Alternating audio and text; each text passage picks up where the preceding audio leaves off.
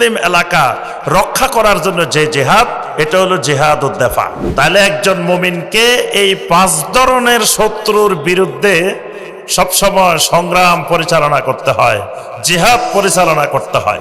এই কারণে শয়তানের সাথে জিহাদ পরিচালনার আগে একজন ইমানদারকে, একজন মুমিনকে প্রথমে জিহাদ পরিচালনা করতে হয় নফসের বিরুদ্ধে। এলেম চর্চা করাটাই সবচেয়ে বড় জিহাদ।